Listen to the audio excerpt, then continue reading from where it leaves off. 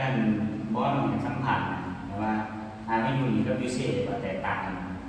ความรู้สึกแบบความรู้สึกแต่ว่าเอาแบบความรู้สึกไหนมันแตกต่างกันนะตัว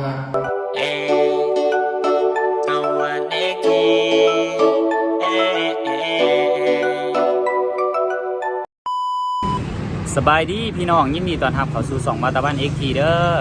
สบายดีอยู่บ่พ่อแม่พี่น้องที่เห็นคลิปนี้เนาะปีใหม่นี่2026ก็ขอให้มีแต่สิ่งดีๆเข้ามาในชีวิตเด้อมื้อนี้เนาะมาตะวันเองได้มีโอกาสสิพาพี่พาน้องไปเยี่ยมไปยามไอ้เพิ่งอาก้อยแล้วก็บ่าวน้อยอินดี้ตะวันเองก็ยังบ่เคยไปเนาะบ่เคยไปเห็นของอ้ายเพิ่นแล้วก็บ่เคยไปเห็นว่าอ้ายเพิ่นอยู่แบบใส่ชีวิตกันแบบไรหยังนะอันนี้ก็เป็นครั้งแรกตะวันสิไปบู๊ของเราเนาะแล้วก็สิไปสัมผัสได้เลยบ่ฮู้ว่าสิเป็นยังไงพี่น้องเลยแต่ตะวันไปมื้อนี้ก็บ่ได้มีหยังไปฝากอ้ายเพิ่นมากมายเนาะตะวันเองก็นี่แหละได้บักเกียงนี่แหละไปฝากอ้ายเรา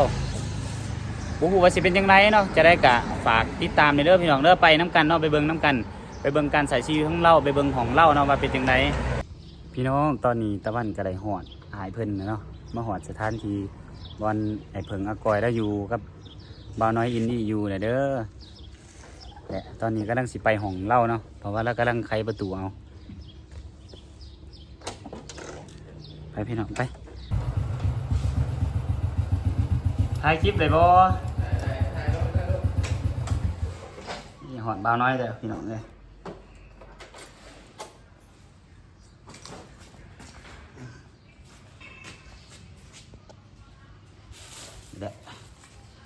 นี่หอดบ่าวน้อยแล้วพี่น้องมูมียังมาตอนได้นี่เดี๋ยวได้บอกเกียงอยู่ได้นี่โอ้ยโอ้ยมียังโอ้หวงเนาะไอ้เพิ่งนี้น่าหอมวะเนาะนะไอ้เพิ่งก็ตามเนี่ยอ๋อนี่เนาะพี่น้องตอนนี้ตะวันก็ได้หอดห้องง่ายมาเลยโอ้หวงเนาะของเราสตูดิโอคักได้เนาะไปดียังมียังมาฝากมาตอนนั้นนี่นะเกียงเลยยังโอ้ซื้อยังมากันกับใจละลายมันสาดไม่ต้องเป็นโอ้ไปซื้อโอ้มือนี้ขออนุญาตถ่ายห้องเด้ออย่าติดตามชีวิตไอ้เพิ่งแน่นี่ครับมาน้อยเนาะแต่ว่านี่ขึ้นมาใหม่นี่แหละพี่น้องไงแล้วก็หาห้องสวาสิไหลเนาะมื้อนี้แล้วก็ไหลสมใจแต่ว่าราคาจะสูงแน่เนาะไอ้เนาะแม่นะมันไก่ดิมันไก่ทางมันสะดวกเนี่ยกับเขาเอ็ดเหลวห้างแบบใหม่ๆอย่างนั้นเดินไปไหนเมื่อกี้เขากันไปเขาทางหุ่นแมพผ้าไปหุ่นสบายดีสีบาตะวันเนาะข้อแห้งไปเลยทุกคนเป็นไงโอ้ยของเพลงไปเรียนน้ำหมายเอ้าไอ้เคียวเด็ไปเมื่ออะไรเด้โอ้ไอ้เคียวมาเลยโอ้โดยแล้วมาเบียกเราบ่มาทำบริษัทเขาโอ้โดยแล้วมาทำบริษัทแล้วก็นี่เนาะมาหาไอ้เพิ่งเลยเนาะห้องกันหาก็ได้พี่น้องยังโมมี่ยังเดินตอนนี้ไอ้พ่อไอ้เพิ่งเนาะแล้วก็มาหน่อยเนาะดีใจได้ที่ว่าได้มาหูจักมาเพิ่นได้หูจักกันมาเด้อใช่ไหมมาหน่อยเดี๋ยวโอ้เริ่มแรกมากด้วยเริ่มแรกเห็นเราไปสื่อเขาเลยเริ่มแรกที่หูจักนั่นน่ะพอดีใจได้มาเห็นน่ะผมก็ว่าหนองแบบต้องตามทุกสองแล้วก็ที่ตามทุกสองเพิ่นมึงคนมาดีใจว่าเพิ่นไปอยู่ทางธรรมศาสตร์ที่ธรรมศาสตร์มันพอแล้วมันโกงเลยด้วยบ่ได้มีโอกาสไปดินหน้าเด้อเขาก็ได้มีอย่างไม่ดังเด้อเนาะอยู่บ้านพ่อเพิ่นเด้อมันร้อนข้อมาอยู่เดินพ่อนี่อันนั้นบ่มันสัมผัสแต่ว่าไม่อยู่นี่ก็พิเศษว่าแตกต่างกันความรู้สึกแบบความรู้สึกแต่ว่าเอาแบบความรู้สึกไหนมันแตกต่างกันลายตัวอยู่ปักเซ่รถกับเวลาเนี่ยลายเนี่ยรถติไปใช้มันก็ยากในยากดีแล้วอยู่นอกเมืองอยู่ในเมืองเดียวเขาอยู่ในเมืองแต่แค่โอเคนะพี่ได้ถามรวมประตูไส้แค่นั้นนะได้งานอะไรกู้รถเมื่อไหร่ว่าเป็นประตูไส้เป็นไงเพราะน้องเห็นเยอะในยูทูบไหมเป็นไงกระม้วนกระมาตลอดเลยแค่แต่ซองที่ล้างเลยนะ อยู่ปากเซ่อยู่ในไปใช่ไหมอยู่ในห้องปากเซ่ ปากเซ่ไอ้เจ้าของเนาะอยู่นี่เนี่ยพวกเรามีโอกาสกันไปตรงนี้เนี่ย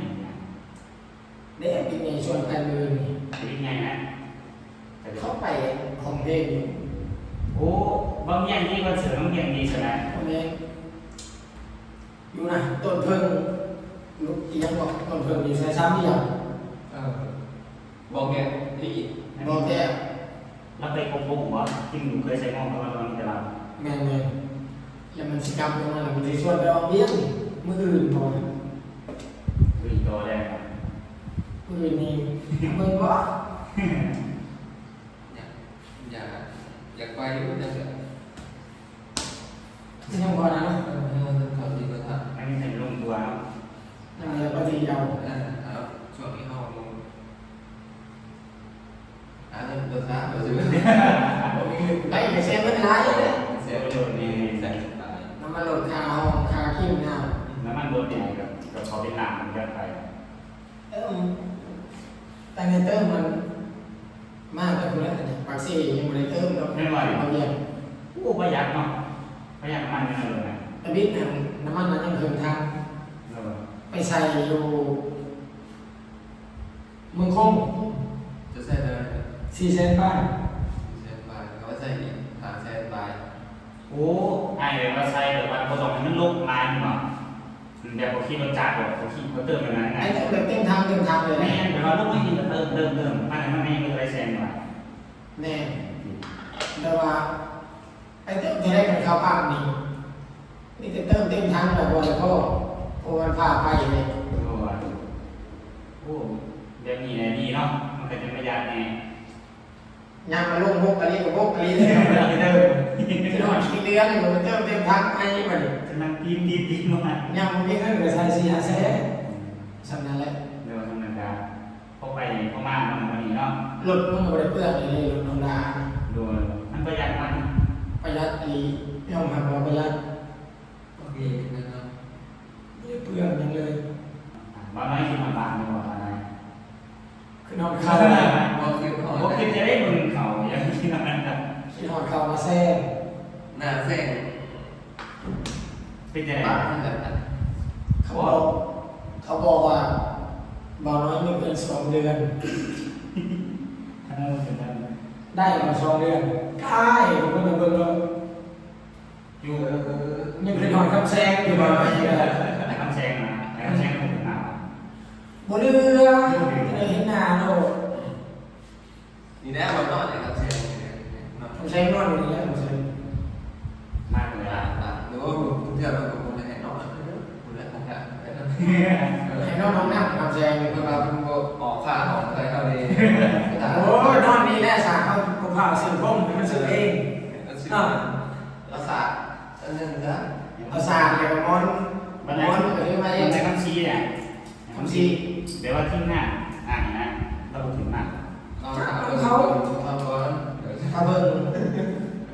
ถาม เรื่องอะไรเขาให้แย่กันเลยที่อยู่แล้วกันกับจักซีอันนั้นเฮ็ดยัง อยู่ตั้งแต่น้องมันแต่พอดีจะบอกไทยบอกไทยทีนี้มัน มันก็ดีอยู่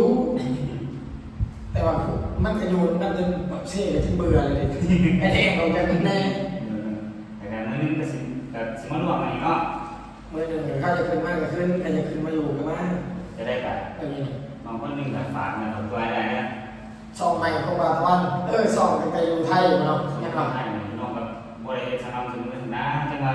พี่น้องพี่น้อง FC เนาะแบบFC ทางเอฟเพิงเนาะแล้วก็มาลอยอินดี้เนาะ ด้วย ถามว่ายังคลิปนี้ก็ฝากเป็นกำลังใจบางตะวันเด้อ เขาไปตาม ฝากไปติดตามบาทวันทีเด้อทุกคน โดย มันเป็นเรื่องกัน แต่ว่า ขายงานอยู่ในเส้นทางนี่ทางกัดนี่นะบึ้งนี่นะ เส้นทาง ระวัง ลง ระวั ภาง ษา น้องให้ครับลูกกำซับ ด้วยน้องให้ลงภาษาจังมาแบบกับนี่แหละสู่ชีวิตเนี่ยแต่ตามคนตามสู่ชีวิตเนาะ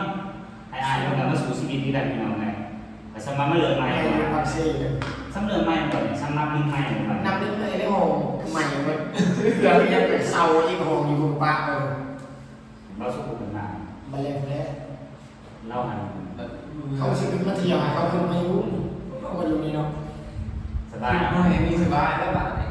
อันนี้มันเที่ยวกับมันนอน ทำแซ่บเพื่อนดอกอีก4-5 วัน ไม่บ้า ไอ้คือว่าบุเกิน โอ้ยไปดีเนาะ บุกเกินวันที่30ประมาณนี้เดือนวันที่1นี่มันมาลง เป็นในเอาหลักๆนะครับระบาดเอาแจกอะไรเดี๋ยวของข้าวของน้ำเนี่ย โอ้แซ่บไม่ได้ เออแซงยังกินดีเด้อแต่ตัวไม่บอกอื่นจะได้นี่กูอยากจ่ายเงินของสุดท้ายแล้ว ยังให้กูขึ้นมาก่อนยังให้กูไปห้าหอก็เลยคนนี้มาสบายไปเที่ยวด้วย เนี่ยน้องว่าไอ้ยาละขันไอ้ สลาดอันนี้เลยโปรเซส นั่นจะมาแกงเด็กก่อน ไม่ได้ผมว่าไงล็อกประตูไว้ลงกันมา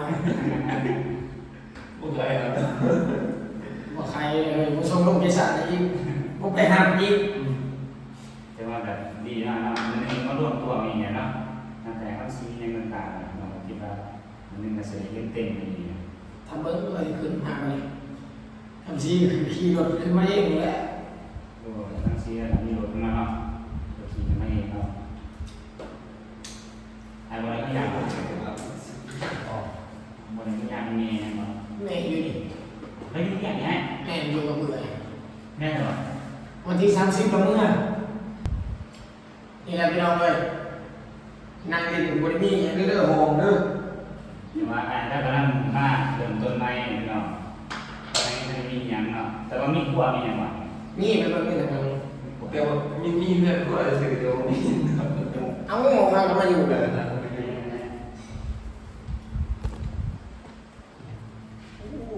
สวัสดีครับ พอเราก็มาอยู่เลย โอ้ว่าตัวจะเบิ่งตัวช้างล่ะ ไม่เห็น ไปเห็นยังก็ได้3 ล้านมันก็ไม่ได้แพงแต่เฮากา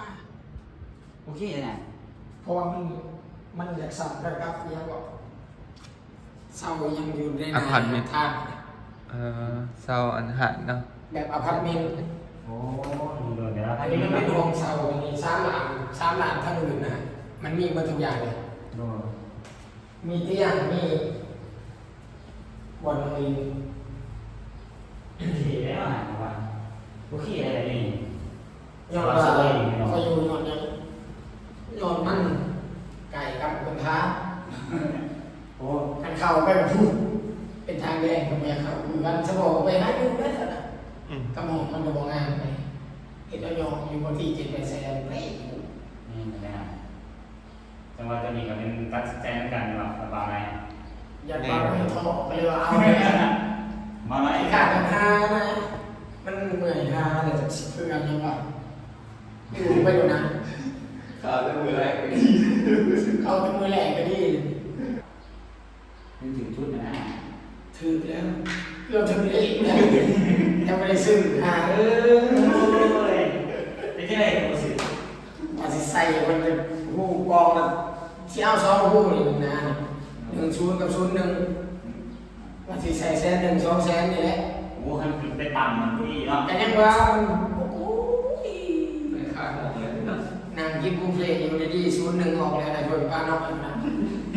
จะไปอยากกินจะบอกก็ยังหายคนได้ดูหนังเราว่าพิษแหละพิษอะไรก็ไม่ยังง่ายไม่ต้องคอยกันละ อะไรก็ไม่นี่นะ เนื่องจากว่าพิษแต่ว่ามันพิษแล้วเชื่อคอยไม่สิตายมันลักเล่แล้ววันนี้มันพิษแต่ไม่ยากซะมันเลี้ยงมาหน่อยออกโอ้ย บ่ถือใช่ไหม บ่ถือบ่ได้ซื้อ โอ้นาย จะบอกว่าเนี่ยเลยมันน่าหยาดเลยเพื่อจะถือเลย แน่เลยหาอย่างนี้ อันนี้มันจะซื้อเรื่องบอลมาพิเรอยู่แล้วบอลเล่นตัวเองของห้องนี้เราไปสิลองเบิ่งว่า โอ้ใคร ใคร ซื้อเองของมันเนาะถ้าซื้อเองของมันเนาะ แน่ แสดงว่าเป็น ก็10 สิซื้อกับ2 โต้นี่ แสดงว่าจะทีมันหายแน่ แต่ยังว่าแล้วเราบอกว่าเอ้าโชคเด้อแล้วว่าโอ้ยเสียดายว่าสิโพสต์ลงเอาไปขายเหล็กจน แสดงว่ายังถนนหาย ยัง แต่ว่าใครซื้อเองไงผมเป็นง่ายซื้อเองนะ เอาเด็กพวกตัวนะ ว่าสิถือส่งเลข6 โต้พ่อประมาณนั้นไง อาจจะถือกับมาจัก เรื่องไหน โอ้ยเลย เอาอีดีเลยขั้นตอนมันมา บอกมาได้ อีดีคืออะไรนะว่ามา 010นะ นี่ยังเกิดขึ้นได้นะเพราะว่าเลขมันก็ถืออยู่แล้วเขาซุ่มในซองโต้เนี่ยถือเสร็จก็ได้ถือเนาะกลับเมื่อแล้วไม่รู้บอกรับอยู่ต่อเลยเลย คุยงี่เง่าเลยเนาะ โอ้ย ว่าเอาของกระเซาไปแต่ไม่งี่เง่าเลยไปอยู่นะ ถือสักกองละ2,000ปลาตัวตื้อปลาซองตื้ออะไร ทำไมทำไมโอเคแล้วมาเนาะ ไปหาซื้อดิ้นเลยเดี๋ยวนี้ พ่อ นี่มัน2-3ตื้อมันพ่ออะไรดิ้นแถวยังมันไม่ได้แพงกว่านั้น บอกว่าตื่นหรอกว่า บ่ แต่ว่ารับรองเนี่ยไปเนาะถึงงานอะไร ล้านบาทเอากับ700ล้านอะไร โดนประมาณนั้น อืม พี่น้องตอนนี้ไอ้เพิ่งเราตัดผมให้บาน้อยเนาะ เบอร์หนึ่งไล่กัน เอาเบอร์หนึ่งก่อนเนาะ เบอร์สอง เบอร์สองก่อนเนาะ นี่เบอร์สองนี่เบอร์นี่เลยนี่ โอ้ยมันขึ้นขนาดนี้ว่ะ จะตามเดิมนะ วันนี้เราพูดของไอ้เพิ่งกับบาน้อยนี่แหละการใช้ชีวิตของเราแบบสบายๆหน่อยเนาะ สบายดอก ไม่ นี้ มีอย่างนั้นเนาะ บ่มีหยังหวากมาก จบดีเนาะยูทูบเบอร์ก็เป็นตามตัดผมก็เป็นเฮ็ดกินก็เป็นอยู่ดัง เดี๋ยวกินบ่เป็นเดี๋ยวกินมีแต่เบาน้อยอยู่ ไอ้เพิ่งนั่นก็เป็นอยู่เนาะแต่ว่าท่านไปเฉลี่ยกินที่มือไอ้เพิ่งนี่ก็แม่นสุดยอดเลยว่า แม่แรกก็คอยเฮ็ดไปอย่างนั้นเฮ็ดกินน่ะเป็นอยู่ดอกเป็นบ่ได้เฮ็ด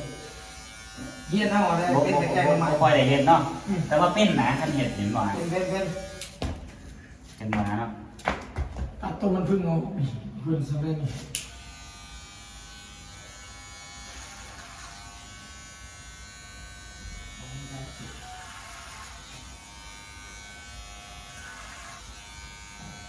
ผมแพงเลย มันแข็งเรียบร้อยมา มีแอปเปิล ใช่ ขนาดประมาณนี้ก็ได้ โอเคจัดไป ผมเอาแบบนี้มันขนาดนั้น ผมต่อมันยังอยู่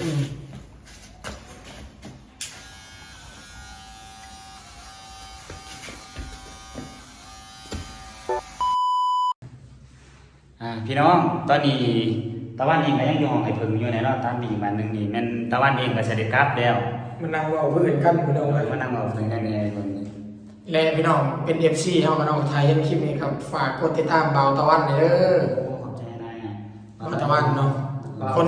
จะประซักมาโค้งคือกันหมดเลย สู่ชีวิตกัน เรา เนาะ จะมาสู่ชีวิตอยู่นครหลวงเวียงจันทน์เนาะนี่แหละทุกคน อันนี้ก็สิออกไปเนาะไปหาเขาชาวลินดาเนาะบ๊ายบาย